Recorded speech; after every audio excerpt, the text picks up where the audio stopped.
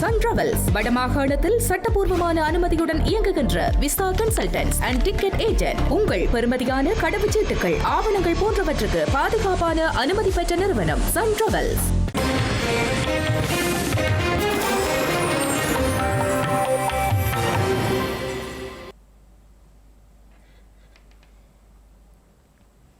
வணக்கம். இது ஐபிசி தமிழின் பிரதான செய்திகள். முதலில் தலைப்புச் செய்திகள்.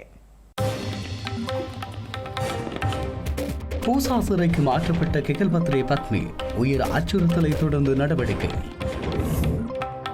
மலையகத்தை பாதுகாக்க புதிய சபை, இந்தியாவின் உதவிகளுக்கும் நன்றி தெரிவிப்பு. இலங்கையில் அதிவேக நெடுஞ்சாலைகளூடாக 12 கோடி ரூபாய் வருமானம், தொடர் விடுமுறையினால் அரசிற்கு கிடைத்த லாபம். கிராண்ட் சதுரங்க தொடரில் சாம்பியன் பட்டம் வென்ற பிரக்ஞானந்தா, தமிழக முதல்வர் வாழ்த்து. திபெத் மற்றும் நேபாள எல்லையில் மீட்புப் பணிகளை நிறுத்திய சீனா, புதிய ஏரி உடைப்பெடுக்கும் அபாயம். தொடர்பான விரிவான செய்திகள். விளக்கமறியலில் வைக்கப்பட்டுள்ள திட்டமிட்ட குற்றக்கும்பலின் தலைவரான கெகல்பத்ரே பத்மே பூசா அதி உயர் பாதுகாப்பு சிறைச்சாலைக்கு மாற்றப்பட்டுள்ளார். இந்தோனேஷியாவில் கைது செய்யப்பட்ட கெகல்பத்ரே பத்மி இலங்கைக்கு கொண்டு செல்லப்பட்டு தடுப்பு காவலில் வைக்கப்பட்டிருந்தார். தடுப்பு காவல் நிறைவடைந்த நிலையில் நீதிமன்றத்தில் முன்னிலைப்படுத்தப்பட்ட அவரை எதிர்வரும் செப்டம்பர் 3ஆம் தேதி வரை விளக்கு மறியலில் வைக்குமாறு கொழும்பு நீதிவான் நீதிமன்றம் உத்தரவிட்டிருந்தது. இதன்போது சந்தேக நபரின் எதிர்த்தரப்பினர் வெலிசர சிறைச்சாலையில் தடுத்து வைக்கப்பட்டுள்ளதால் பாதுகாப்பு காரணங்களுக்காக அவரை வேறு சிறைச்சாலையில் தடுத்து வைக்குமாறு சந்தேக நபர் சார்பில் முன்னிலையான சட்டத்தரணிகள் நீதிமன்றத்திடம் கோரிக்கை விடுத்தனர். இந்த கோரிக்கையை பரிசீலித்த நீதிமன்றம் சந்தேக நபரை மிகவும் பாதுகாப்பான பொருத்தமான சிறைச்சாலையில் தடுத்து வைக்க நடவடிக்கை எடுக்குமாறு சிறைச்சாலை அதிகாரிகளுக்கு உத்தரவிட்டது. இதற்கமைய சிறைச்சாலைகள் திணைக்களத்தினால் கெகல்பத்ரே பத்மே பூசா அதி உயர் பாதுகாப்பு சிறைச்சாலைக்கு மாற்றப்பட்டுள்ளார். இதேவேளை இலங்கையின் முன்னணி போதைப்பொருள் கடத்தல்காரர்களில் ஒருவரான ஷிரான் பாசிக் தற்போது மத்திய குற்றப்புலனாய்வு பணியகத்தின் தடுப்பு காவலில் வைக்கப்பட்டுள்ள நிலையில் அவருடன் நெருங்கிய தொடர்புகளை பேணிய 10 முக்கிய அரசியல்வாதிகளிடம் விசாரணை நடத்தவுள்ளதாக தெரிவிக்கப்படுகின்றது. போதைப்பொருள் கடத்தல்காரரான ஷிரான் பாஷிக்கிடம் மேற்கொள்ளப்பட்ட விசாரணைகளின் போது வெளிப்பட்ட தகவல்களின் அடிப்படையில் இந்த முக்கிய அரசியல்வாதிகளிடம் விசாரணை நடத்த மத்திய குற்றப்புலனாய்வு பணியகம் நடவடிக்கை எடுத்து வருகின்றது. இவ்வாறு விசாரணைக்குட்படுத்தப்படவுள்ள அரசியல்வாதிகளில் 2 முன்னாள் அமைச்சரவை அமைச்சர்கள், 2 அமைச்சர்கள், தற்போதைய நாடாளுமன்ற உறுப்பினர் ஒருவர் உள்ளிட்ட பல பிரபல அரசியல்வாதிகளும் இருப்பதாக காவல்துறை வட்டாரங்கள் தெரிவிக்கின்றன. இந்த 10 அரசியல்வாதிகளுக்கும் தேர்தல் பிரசார நடவடிக்கைகளின் போது ஷிரான் பாசிக் பெருமளவு பணத்தை வழங்கியமை தெரியவந்துள்ளது. மேலும் முன்னாள் அமைச்சர் ஒருவர் ஷிரான் பாசிக்கு அடுக்குமாடி குடியிருப்புகள் மற்றும் உணவகங்களை நிர்மாணிப்பதற்கு தேவையான அனைத்து வசதிகளையும் ஏற்படுத்தி கொடுத்திருந்ததாகவும் விசாரணைகளில் தெரியவந்துள்ளது. அந்த நடவடிக்கைகளுக்காக முன்னாள் அமைச்சர் ஷிரான் பாசிக்கிடமிருந்து பெருமளவு பணத்தை பெற்றிருந்ததாகவும் தெரிவிக்கப்படுகின்றது. மலையகத்தை பாதுகாக்கும் வகையில் மத்திய மலைநாட்டு பாதுகாப்பு அதிகார சபை உருவாக்கப்படவுள்ளதாக ஸ்ரீலங்கா ஜனாதிபதி அனுரகுமார திசாநாயக்க தெரிவித்துள்ளார். 2023ஆம் ஆண்டு பண்டாரவள, பூனாகல, கபரகல மலையில் ஏற்பட்ட மண் நிலச்சரிவினால் வீடுகளை இழந்த குடும்பங்களுக்காக நிர்மாணிக்கப்பட்ட நவோதாபுரம் வீட்டுத் திட்டம் இன்று மக்கள் பயன்பாட்டிற்கு கையளிக்கப்பட்டது. இந்த நிகழ்வு பூனாகல தமிழ் மகாவித்யாலய விளையாட்டு மைதானத்தில் நடைபெற்றது. புதிய வீட்டுத் திட்டத்தின் கீழ் பூனாகல, கபரகல பகுதிகளைச் சேர்ந்த 50 குடும்பங்களுக்காக வீடுகள் நிர்மாணிக்கப்பட்டுள்ளன. இந்த நிகழ்வில் உரையாற்றிய ஜனாதிபதி மலையக மக்களின் உரிமையை பாதுகாக்கும் நடவடிக்கைகளுக்கு இந்திய அரசு முழுமையான ஒத்துழைப்பு வழங்கி வருவதாக கூறினார். இதற்காக இந்திய அரசுக்கு நன்றி தெரிவித்த ஜனாதிபதி யுத்த காலத்தில் நாட்டை விட்டு வெளியேறி இந்தியாவில் அகதிகளாக வாழும் இலங்கையர்களை தாயகம் திரும்புமாறும் அழைப்பு விடுத்தார். இதுவரை காலமும் காணப்பட்ட தடைகள் நீக்கப்பட்டுள்ளதாகவும் அவர்களும் இலங்கையர்களே எனவும் கூறினார். ஆசிய அபிவிருத்தி வங்கியின் ஒத்துழைப்புடன் மலையகத்தை பாதுகாக்கும் பொருட்டு மத்திய மலைநாட்டு பாதுகாப்பு அதிகார சபை ஸ்தாபிக்கப்படும் என்றும் அவர் தெரிவித்துள்ளார். இலங்கையில் அதிவேக நெடுஞ்சாலைகளூடாக கடந்த 2 நாட்களில் 12 கோடி ரூபாவுக்கும் அதிகமான வருமானம் கிடைக்கப்பெற்றுள்ளது. இலங்கையில் நேற்று மற்றும் நேற்று முன்தினம் பொது விடுமுறை தினமாக காணப்பட்டமையினால் அதிவேக நெடுஞ்சாலையை பயன்படுத்திய மக்களின் எண்ணிக்கை அதிகரித்திருந்தது. இதனால் போக்குவரத்து நெரிசல்களும் ஏற்பட்டிருந்த நிலையில் அதிவேக வீதிகளை பயன்படுத்திய வாகனங்கள் மூலம் 12,45,74,925 ரூபாய் வருமானமாக பெறப்பட்டுள்ளதாக வீதி அபிவிருத்தி அதிகார சபை தெரிவித்துள்ளது. கடந்த 2 நாட்களும் 3,25,316 வாகனங்கள் நெடுஞ்சாலையை பயன்படுத்தியுள்ளதாக அந்த சபை கூறியுள்ளது. 26ஆம் தேதி 60.4 மில்லியன் ரூபாவும் 27ஆம் தேதி 64.1 மில்லியன் ரூபாவும் வருமானமாக ஈட்டப்பட்டுள்ளது. இந்த 2 நாட்களில் தெற்கு அதிவேக வீதி மற்றும் வெளிவட்ட வீதி ஆகியவற்றிலேயே அதிகளவான வாகன போக்குவரத்து பதிவாகியுள்ளது. 22வது அரசியலமைப்பு திருத்தச் சட்டத்திற்கு தனது எதிர்ப்பை மீண்டும் வலியுறுத்தியுள்ள இலங்கை சட்டத்தரணிகள் சங்கம் நீதித்துறை மீது பொறுப்பான முறையிலான ஆய்வுகள் மேற்கொள்ளப்பட வேண்டும் என்று கோரியுள்ளது. ஸ்ரீலங்கா அரசாங்கத்தினால் முன்மொழியப்பட்ட 22வது திருத்தச் சட்டம் நீதித்துறையின் சுதந்திரம் குறித்து தீவிர கவலைகளை எழுப்புவதாக இலங்கை சட்டத்தரணிகள் சங்கம் தெரிவித்துள்ளது. இதனை எதிர்த்து உயர்நீதிமன்றத்தில் சவால் விடுத்துள்ளதாகவும் குறிப்பிடப்பட்டுள்ளது.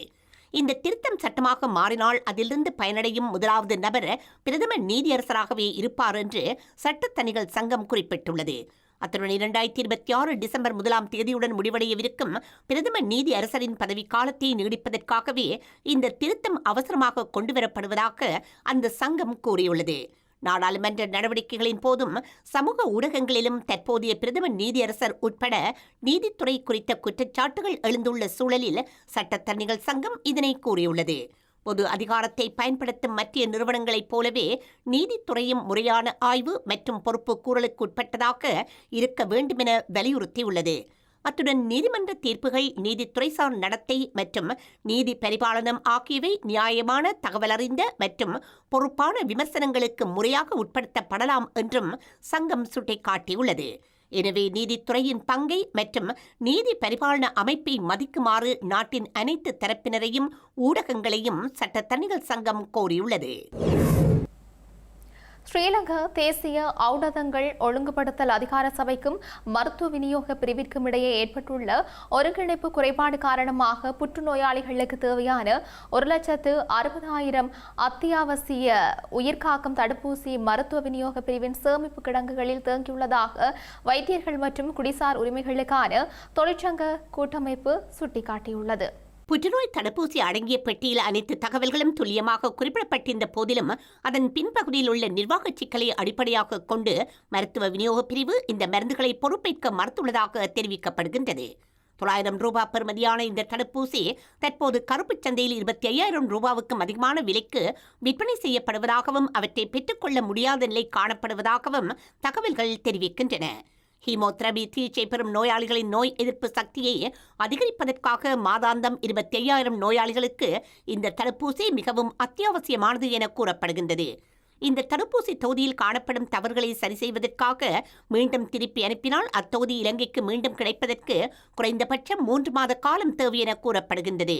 இதனால் எதிர்வரும் 3 மாதங்களுக்குள் 75,000 புற்றுநோயாளிகள் கடுமையான உயிராபத்தை எதிர்நோக்குவர் என எச்சரிக்கப்பட்டுள்ளது. இந்த நெருக்கடிக்கு உடனடி தீர்வாக சுகாதார அமைச்சர் உடனடியாக தலையிட்டு சுகாதார அமைச்சின் அதிகாரிகள், புற்றுநோய் நிபுணர்கள் மற்றும் இரத்த நோயியல் நிபுணர்களை இணைத்து அவசர கலந்துரையாடல் ஒன்றை நடத்தி இந்த தடுப்பூசி தொகுதியை நோயாளிகளுக்கு வழங்குவதற்கு நடவடிக்கை எடுப்பது தேசிய மட்டத்திலான அத்தியாவசிய தேவை என வைத்தியர்கள் மற்றும் குடிசார் உரிமைகளுக்கான தொழிற்சங்க கூட்டமைப்பு மேலும் தெரிவித்துள்ளது.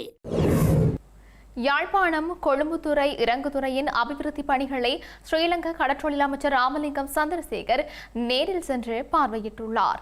கடல் தொழிலாளர்களின் தேவைகளை கருத்தில் கொண்டு இறங்குதுறை வசதிகளை மேலும் மேம்படுத்தும் நோக்கில் முன்னெடுக்கப்பட்டு வரும் இந்த திட்டத்தின் தற்போதைய பணிநிலை மற்றும் எதிர்கால கட்டுமான நடவடிக்கைகள் தொடர்பில் அமைச்சர் சந்திரசேகர் அதிகாரிகளிடம் கேட்டறிந்து கொண்டுள்ளார். இந்த திட்டத்திற்காக 205 மில்லியன் ரூபாய் மதிப்பீடு செய்யப்பட்டுள்ளது.